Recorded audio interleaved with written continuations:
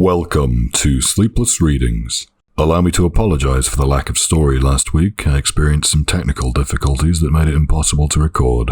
Everything is back to normal and you should continue to see a new story every Sunday. Let's resume our weekly stories tonight with a tale called The Voice in My Head Claims It's Real, and I Believe It. I can sense you, said the voice. No, you can't, I replied. I can, and you can sense me as well. No, I can't, I whispered, half hoping the voice didn't hear.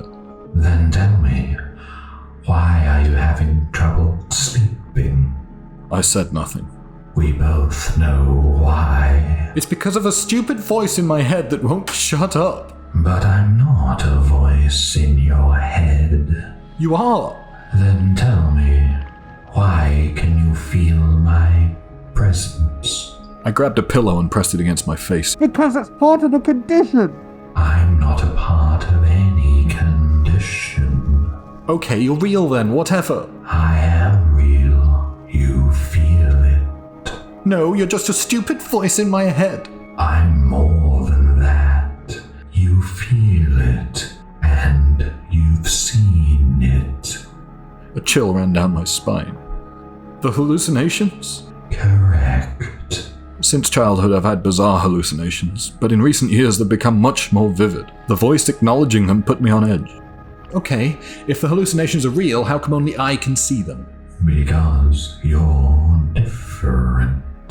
Yeah, no shit, I'm different. I'm crazy. I talk to a voice in my head. No, not like that. How then? A gift. You hear the sub-audible and see with more than just eyes. Okay, I've got a gift. Brilliant. Good night. If you don't believe me, open your eyes. Reluctantly, I complied. For a fraction of a second, I almost saw something. A suggestion of a figure made from light with one giant eye. I blinked and it was gone. My hands were trembling. The vision had rattled me. But for some reason, I didn't want the voice to know. Just a hallucination. I'm going back to sleep. My voice quivered a little. I hoped it went unnoticed. There was no reply. Peace and quiet at last. But I still couldn't sleep. I felt something watching me. I should have left well enough alone, but instead I opened my eyes again. When I did, the figure was pressed against me. I jumped up and screamed. Then I was alone again. The voice laughed. I lay back down. Just a hallucination. I'm not a hallucination. Okay then, what are you, a ghost or something? I asked, squeezing my eyes shut. You can call me that if you like. Where did you come from? Beyond. What does that mean? It means I am from beyond your world. Okay, you're an alien. Do all aliens from beyond go around keeping humans awake at night? I'm not. Beings from the fourth dimension then. Whatever you are, I thought you'd have better things to do. Communication strengthens the link. Besides, it passes the time while I wait. Okay, go back to the Twilight Zone. I'm done. Good night. The voice said nothing. The logical part of my brain told me to end the conversation, but another part just wanted to hear more, even if it sounded like science fiction mumbo-jumbo. Wait on what? I asked. On you. The voice replied. What does that mean? I'm waiting until you're ready. Ready for what? The feeding. The feeding? So you're gonna feed on me? Correct. Why not do it now and get it over with?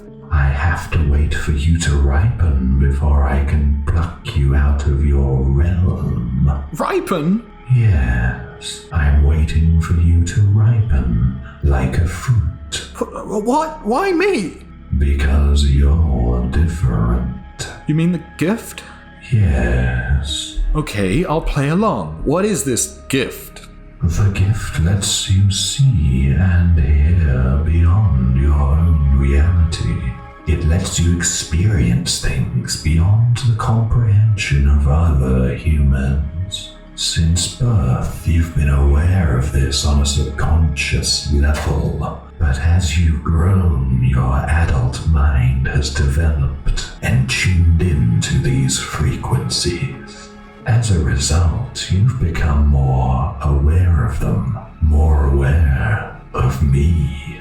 That's why you can hear me, but others cannot. That's why my voice has become clearer these past few months. And that's why you can see me, if only for a fraction of a second. That will change with time. Soon, I will become clear. So what, you've been learning how to communicate with me? No, it's you that has learned to communicate with me. Am I the only one? No, there are others. I'm waiting on them, too. So you're scaring me to ripen me up? Does fear make me taste better or something? Is that it? No. Then what? As your mind develops, the bond between us will become stronger. Eventually, I'll be able to snatch you out of your reality. But for now... A strange sensation washed over me. It felt like bugs crawling on my skin and icy fingers squeezing my throat. As abruptly as it came about, the feeling passed, and I took a deep breath. Nothing but a hallucination, I lied. The voice didn't reply. So what, you hunt humans who can see beyond? I don't hunt for anything. It was you who wandered into my domain. When? Birth. So what, you've been watching me since I was born? No, I've been with you since you were born. I didn't want to ask any more questions. This is nonsense, I thought. Too many horror movies, that's all it is. But even terrified and shaken to the bone, I couldn't help myself. How long does it take for a human to ripen? Everyone is different. But I think the real question you want to ask is, how long until you ripen? I sighed. How long until I ripen? Hard to be precise, but not long. Soon you'll feel my presence every waking moment, and you'll see me creeping closer. Your mental state will deteriorate rapidly. Turning into the beyond is rather disruptive to the human psyche, as you've already discovered. Okay, great story, but now I'm really done. Good night. Perhaps a demonstration? The voice asked. You can't demonstrate shit. I already hear voices and hallucinate. You can't prove anything. I'll connect with you. It's too soon to take you, but you're far enough along to get a nasty kick. Fine, whatever, I sighed. If you can really do it, then be my guest. I rolled onto my side and closed my eyes, hoping I'd called the voice's bluff. But soon the room felt icy cold. I remember my teeth chattering. Then, even though I wasn't looking, I saw the silver eye. It looked like it was grinning. Around me, the room shrunk and receded into the distance until it seemed miles away. To say I was trapped in darkness would be wrong. It felt like floating in nothingness, paralyzed and unable to breathe. I could sense the presence of the voice, but it became more, an entity. As my reality drifted further away, I was drawn towards it. It grew in my psyche like a mound, then a hill, then a mountain, then beyond even that. And then I was falling. The room spun out of my field of vision like I'd jumped from a plane and was twisting in the air until I collapsed onto the bed. I sat up and gasped for air. It felt like the first breath I'd taken in years. My heart pounded against my chest, and I had a splitting headache like nothing I'd ever felt before. The bed was soaked in sweat. Eventually the voice spoke again. Like I said, much too soon.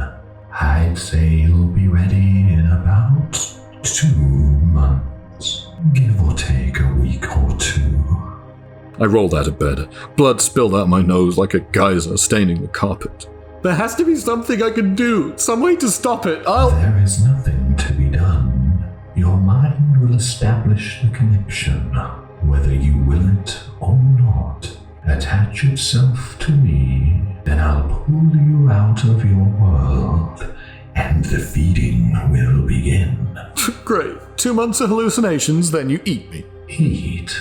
No, not exactly. But for now, that's as close to the truth as you are capable of comprehending. I said nothing. Good night, The voice whispered gleefully.